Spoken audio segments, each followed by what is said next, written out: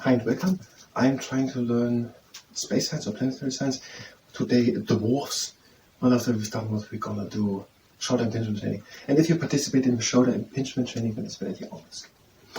Dwarfs, the most recent additions to the solar system's interplanetary zoo, the dwarf planets. Our definition to a world called Pluto.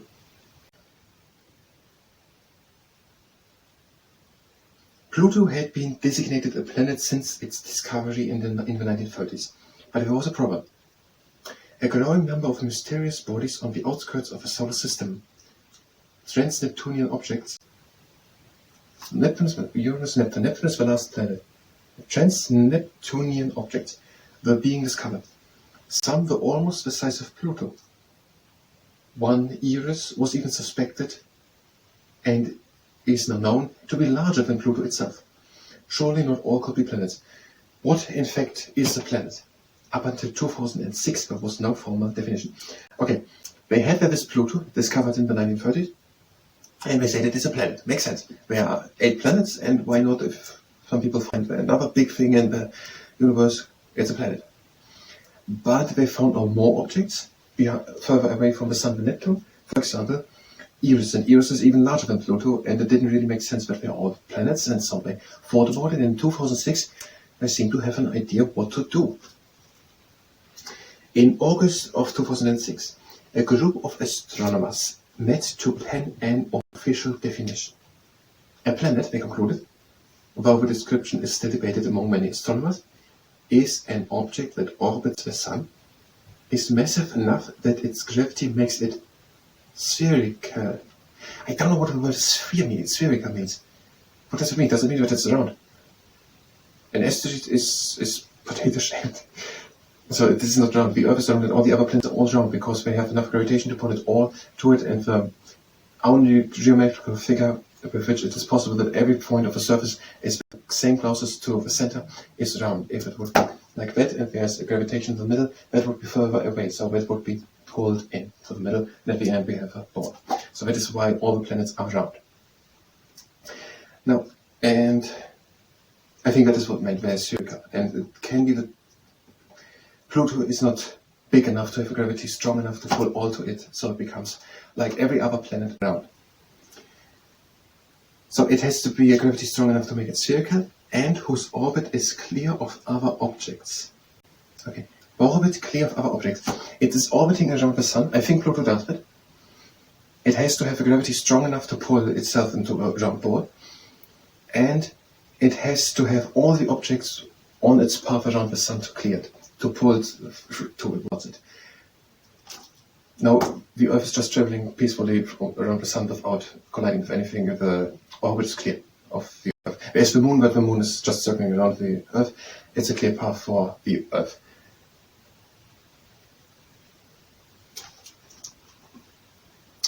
The largest known asteroid, Ceres, is not a planet, despite its round shape. So Ceres is not a planet. It is an asteroid headed its 950 kilometers in the middle. It has a round shape because its orbit is shared with other worldlets in the asteroid belt. It is circling perfectly good around the Sun. It is even round, but Ceres is not alone on its path. There are multiple other different asteroids and objects in the universe. Earth does not have it. If there would be something in the path, Earth would just take it to it and it would be a part of it. Ceres cannot do it. Ceres is not the planet. Similarly, the likes of Pluto and Eris share their orbits beyond Neptune with thousands of other icy worlds larger than 100 kilometers across and trillions smaller still. So Pluto and Eris, with other small dwarf planets there, they can't clear their orbit. They are not strong enough to pull the things to it. They don't have a clear orbit.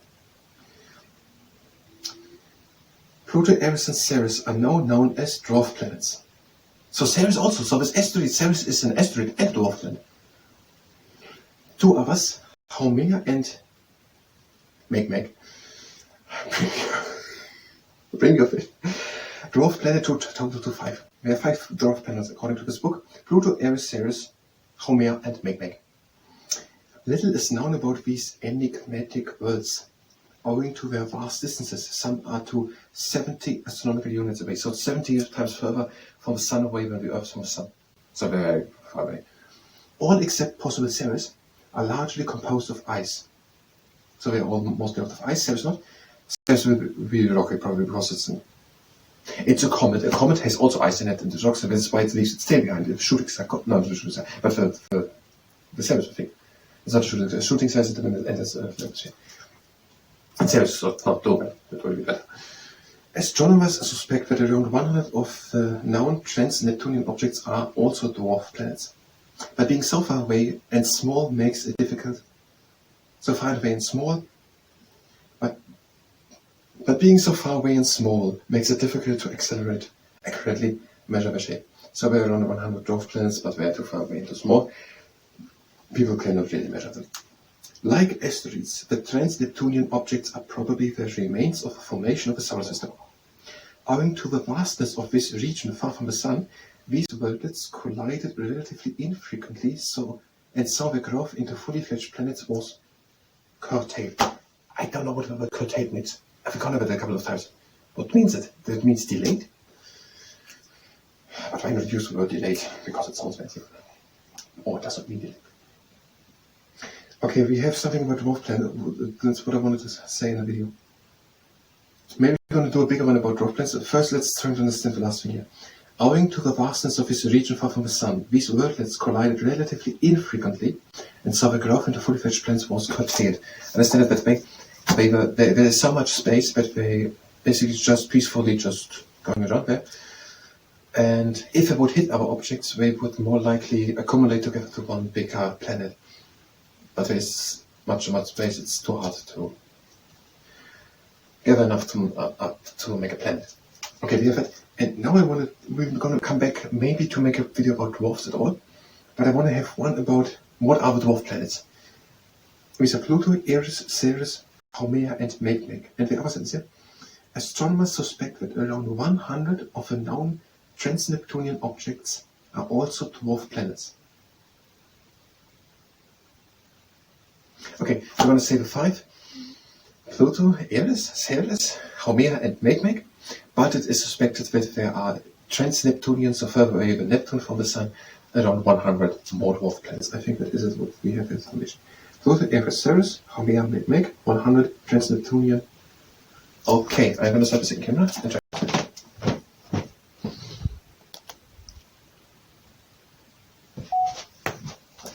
I don't think we're going to add more information like Ceres is an asteroid. Let's stay just what are the 5, which is basically a listing video.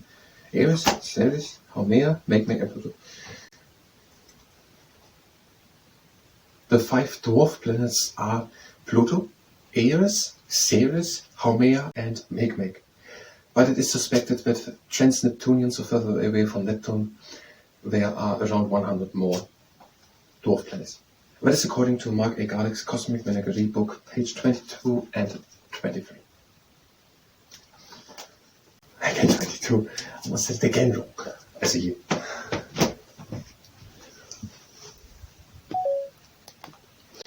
And that was the space science part. If you were here for space science, not planetary science, we're going to make it space science. Space science. Then you can go directly to the next part of space science. We will do now what are we doing?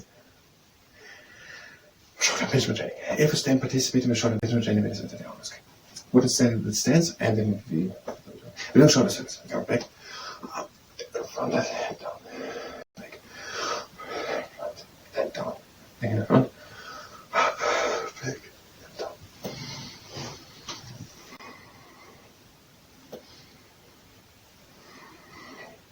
Now, long arm, strong fist. Go as far back as you can with the shoulders.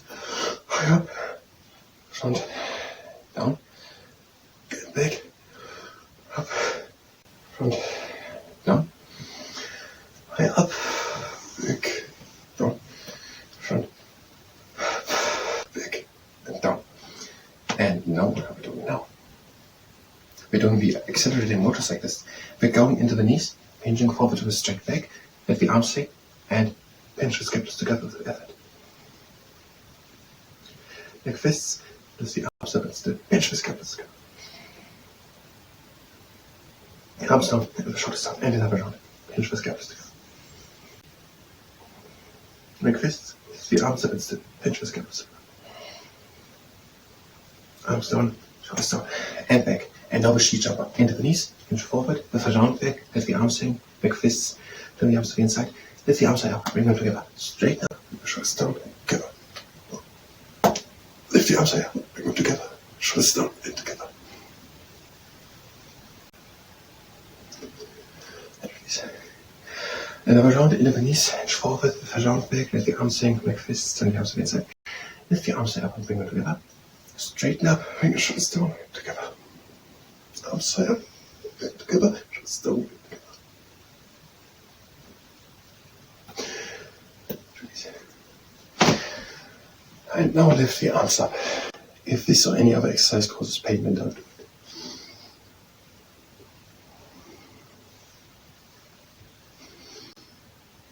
And the next exercise, arms to the side and in front.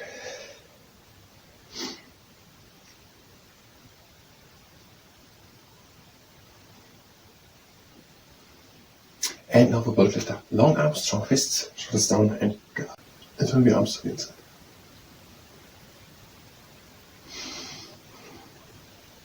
Arms to the outside, shoulders down and sit together.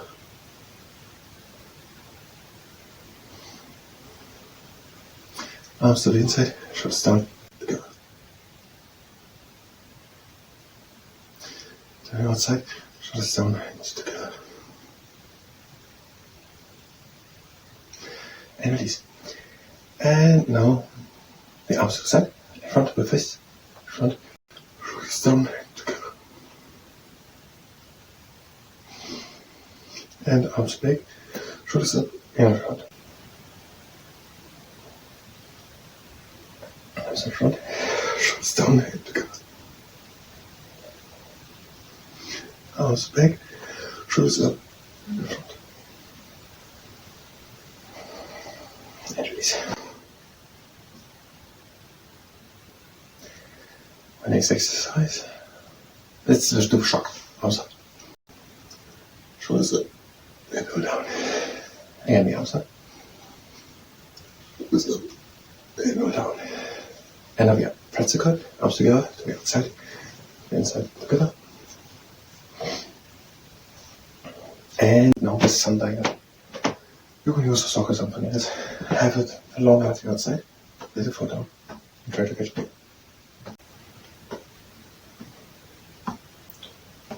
And on the outside.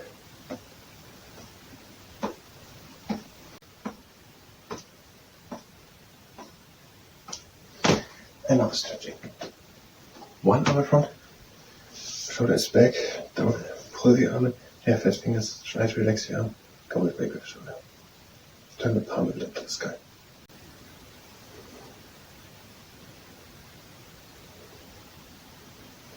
And the arm in front.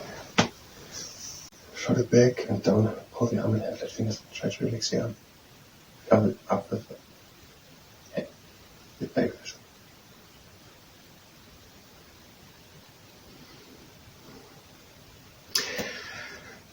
En dat was short pension training. I thank you very much and until next time.